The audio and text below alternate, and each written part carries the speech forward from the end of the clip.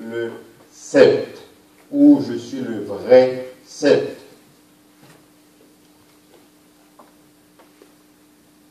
Je vous invite à ouvrir, en fait, le mot sceptre, c'est un ancien mot.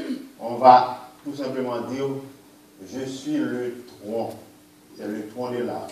Quand vous lisez, je suis les sceptres, vous êtes les sarments, c'est des mots anciens. Je suis le tronc et vous êtes les branches. D'accord? Donc c'est ça que cela veut dire. Même si je dis sceptre ou bien sarment, entendez les préférences tronc, le tronc de l'arbre, ou sarment, branche. Alors, je suis le vrai tronc ou bien le vrai sceptre. Lisons avec moi dans Psaume 80, le verset 9. Psaume 80, verset 9.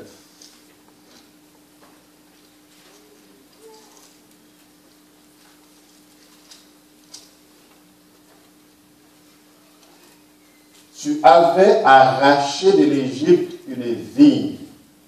Tu as chassé des nations et tu l'as plantée. Ici, le Asaph nous a fait comprendre dans ce psaume que Dieu avait arraché de l'Égypte une vigne. Il avait planté, il a chassé des nations et a planté cette vigne quelque part en Palestine. Ici, la vigne dont Asaph parle ou parlait, c'est la nation d'Israël. Cette nation d'Israël avait été arrachée de l'Égypte et Dieu a conduit ce peuple en Palestine. Donc, on parle de vigne, mais la vigne, c'est Israël. Allons lire dans Isaïe 5, le verset 1 à 7. Isaïe 5, 1 à 7.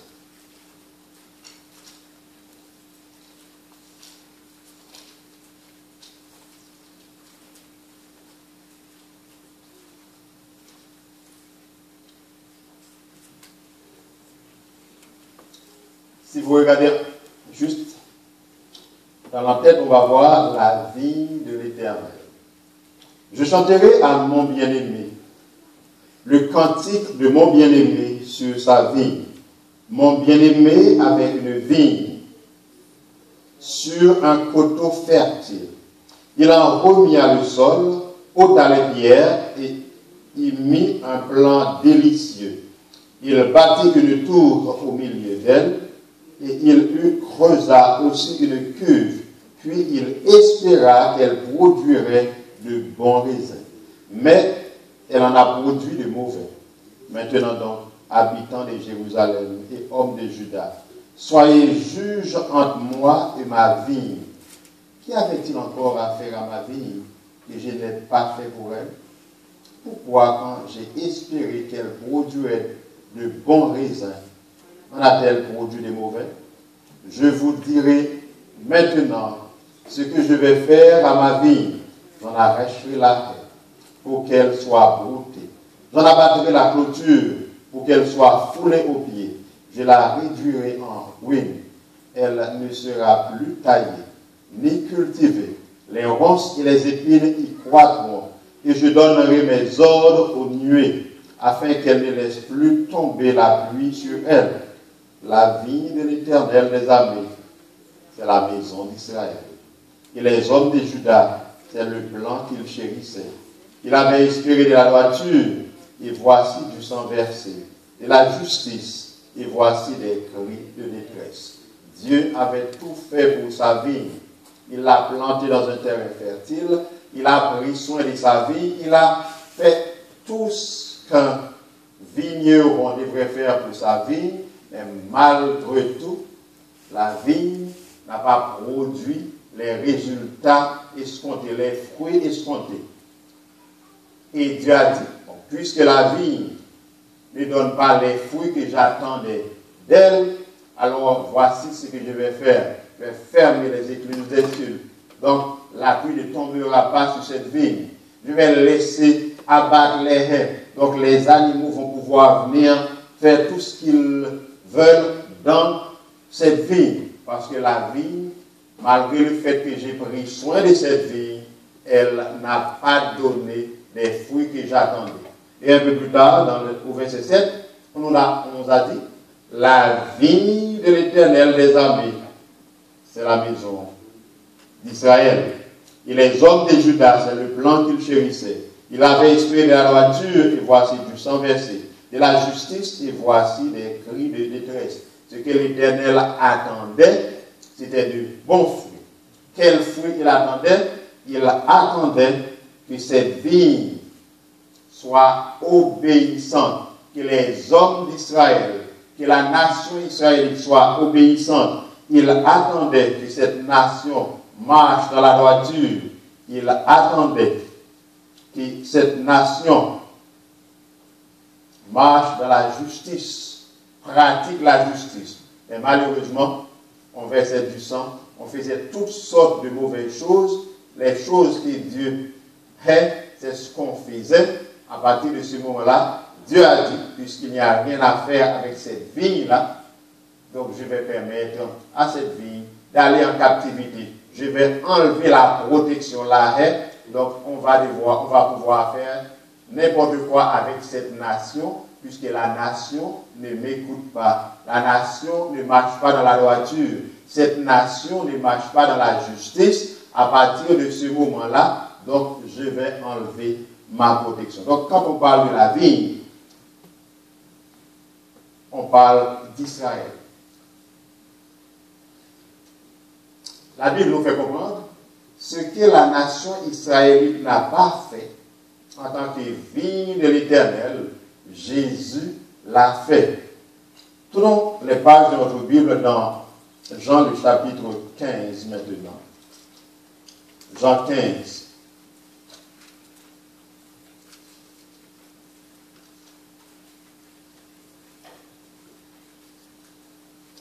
Nous allons lire les versets 1 à 11. Jean 15, versets 1 à 11. Je suis le vrai cep et mon Père est le vigneron. Tout sarment qui est en moi et qui ne porte pas de fruit, il le retranche. Et tout sarment qui porte du fruit, il les monde afin qu'il porte encore plus de fruits. Déjà, vous êtes purs à cause de la parole que je vous ai annoncée. Demeurez en moi et je demeurerai en vous. Comme le sarment ne peut de lui-même porter du fruit, s'il ne demeure attaché au cep, ainsi, vous ne le pouvez non plus si vous ne demeurez en moi. Je suis le cep, vous êtes les sarments. Celui qui demeure en moi et en qui je demeure porte beaucoup de fruits, car sans moi, vous ne pouvez rien faire. Si quelqu'un ne demeure pas en moi, il est jeté dehors comme le sarment et il sèche. Puis on ramasse les sarments et on les jette au feu et ils brûlent. Si vous demeurez en moi et que mes paroles demeurent en vous, demandez ce que vous voudrez, et cela vous sera accordé. Si vous portez beaucoup de fruits, c'est ainsi que mon Père sera glorifié, et que vous serez mes disciples. Comme le Père m'a aimé, je vous ai aussi aimé. Demeurez dans mon amour. Si vous gardez mes commandements, vous demeurerez dans mon amour, de même que j'ai gardé les commandements de mon Père, et que je demeure dans son amour. Je vous ai dit ces choses afin que ma joie soit en vous et que votre joie soit parfaite. Je suis le cep et mon Père est le vigneron. Jésus a déclaré qu'il est le tronc de l'arbre. Il est le tronc, il est l'arbre. Et son Père est celui qui prend soin de cet arbre. Et tout de suite il dit, tout sarment, toute branche qui est en moi et qui ne porte pas de fruit, il le retranche, et toute branche qui porte du fruit, il l'émonde afin qu'il porte encore plus de fruits. Je suis le vrai cep. Tout ce qu'il y avait comme cep auparavant ne tient plus parce que maintenant je suis le vrai cep. Et mon Père est le vigneron. Tout sarment qui est en moi, toute branche qui est en moi, devrait porter du fruit parce que la branche, l'arbre tire sa nourriture de la terre, de la sève. La branche, normalement, puise cette sève à partir du fait qu'elle est attachée au tronc de l'arbre. Mais si la branche ne porte pas de fruit, à partir de ce moment-là, cette branche ne sert à rien. Donc Jésus est le vrai cep. Son Père est le vigneron. Toute branche qui est en lui devrait porter du fruit. Mais si la branche croit être en Jésus, parce que si la branche est en Jésus, automatiquement cette branche devrait porter du fruit. Et si la branche est en Jésus et que la branche ne porte pas de fruit, cela suppose deux choses. L'une, c'est que cette branche pense qu'elle est en Jésus, mais qu'elle ne l'est pas. Deux, cette branche est déjà séchée. Si la branche est déjà séchée, cette branche ne peut pas porter de fruits. Donc, même quand la branche est attachée encore au tronc de l'arbre, mais la branche ne peut pas porter de fruits. Donc, nous devrions regarder clairement notre relation avec Jésus. Est-ce que réellement nous sommes en Jésus? La première chose, si vous n'êtes pas en Jésus, la meilleure chose à faire, c'est d'être en Jésus. Et tout au cours de la semaine, nous avons dit clairement qu'il est important d'être en Jésus. Même hier soir, nous avons fait comprendre que, en tant que berger, le bon berger, Jésus fait tout pour ses brebis. En tant que tronc, il fait tout pour ses branches. Donc, il est important d'être en Jésus. Donc, si vous n'êtes pas en Jésus, il est très important d'être en Jésus. Mais être en Jésus n'est pas seulement une profession de foi. Juste dire dans votre bouche ou un vœu pieux. Dire dans ma bouche, je suis en Jésus. Il faut que par mes fruits, on puisse voir que je suis réellement en Jésus. Donc, si je suis en Jésus, je vais porter des fruits. Si je ne suis pas en Jésus, je ne vais pas porter des fruits. En fait, le mot fruit, dans le texte, dans ce chapitre, revient à plusieurs et plusieurs fois. C'est ce qui est très, très, très important dans le texte, le mot porter des fruits. L'importance pour le chrétien de porter des fruits, parce que si le chrétien est en Jésus, il va porter des fruits. En fait, dans le chapitre, au verset 2, nous voyons cela. Tout sarment qui est en moi et qui ne porte pas de fruits, il le retranche, et tout sarment qui porte du fruit, il le monte afin qu'il porte encore plus de fruits. Donc, on a fruit, encore plus de fruits. Ça, on est au verset 2. Au verset 4, demeurez en moi et je demeurerai en vous, comme le sarment ne peut de lui-même porter du fruit, s'il ne demeure attaché au cep, ainsi vous ne le pouvez non plus si vous ne demeurez en moi. Donc le verset 4 nous invite encore à porter du fruit. Le verset 5. Je suis le cep, vous êtes les sarments. Celui qui demeure en moi et en qui je demeure porte beaucoup de fruits. Donc il y avait porté du fruit, encore plus de fruits. Maintenant, on vient avec beaucoup de fruits. Et la fin du verset 5 nous fait comprendre, nous devons demeurer en Jésus, sinon, sans lui, nous ne pouvons rien faire. Le verset 8, si vous portez beaucoup de fruits, c'est ainsi que mon Père sera glorifié, que vous serez mes disciples. Et si on va jusqu'au verset 16, ce n'est pas vous qui m'avez choisi, mais moi je vous ai choisi. Et je vous ai établi afin que vous alliez et que vous portiez du fruit, et que votre fruit demeure, afin que ce que vous demanderez au Père, en mon nom, il vous le donne. Donc dans le chapitre, c'est porter du fruit, encore plus de fruits, beaucoup de fruits, parce que le sarment ou la branche qui est attachée au sceptre, la branche qui est attachée au tronc doit porter du fruit. Il est important pour que nous portions du fruit.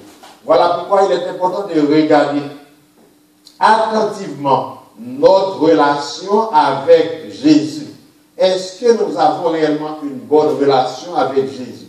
Est-ce que nous sommes nourris jour après jour par la parole de Dieu? Est-ce que nous portons du fruit? Si nous ne portons pas de fruit, c'est grave, parce que nous allons être arrachés et jetés au feu. Il est important de porter du fruit. La deuxième chose qui est importante dans le texte, c'est le mot. En fait, c'est un mot clé chez Jean. C'est le mot demeurer ou bien le verbe demeurer. Dans ce seul chapitre, le chapitre 15, le verbe demeurer vient 11 fois. Dans l'évangile selon Saint Jean, le verbe demeurer vient 40 fois.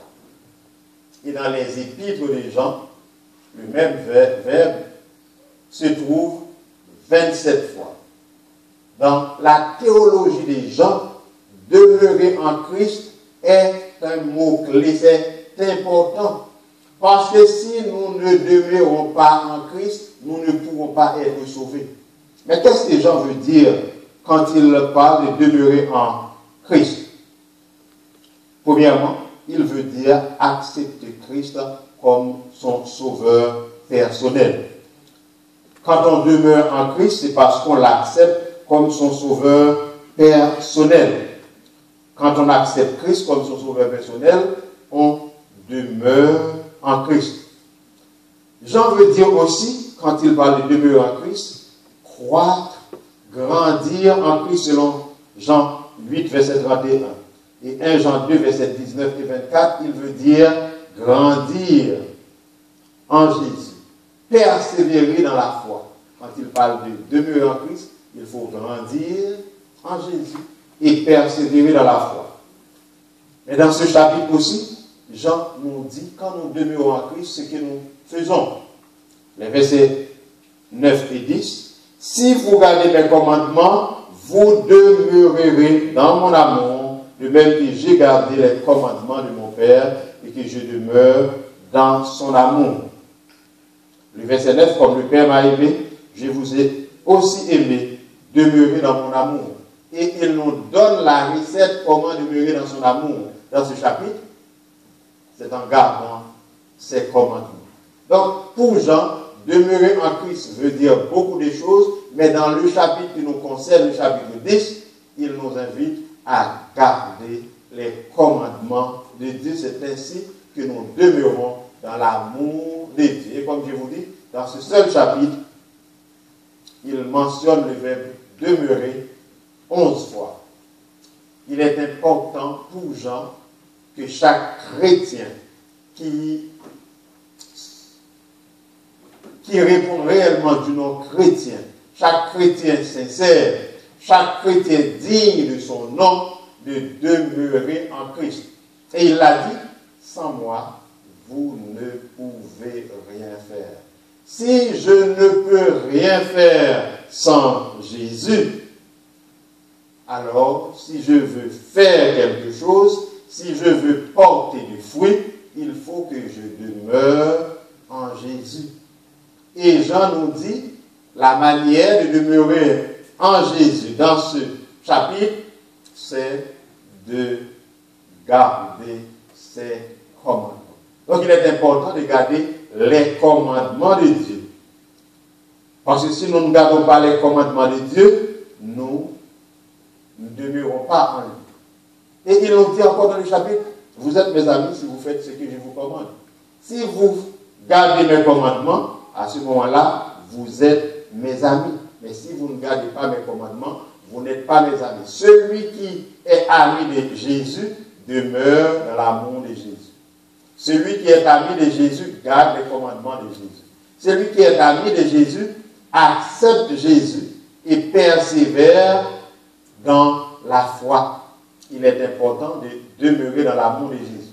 Jésus nous demande de faire cela parce qu'il est le vrai cep et son Père est le vigneron. Mais vous savez, comme je prends plaisir toute la semaine à dire, tout ce que Dieu est, Jésus, alors tout ce que le Père est, le Fils l'est aussi. Le chapitre commence par nous faire comprendre, Israël a failli à sa tâche d'être la vigne du Seigneur.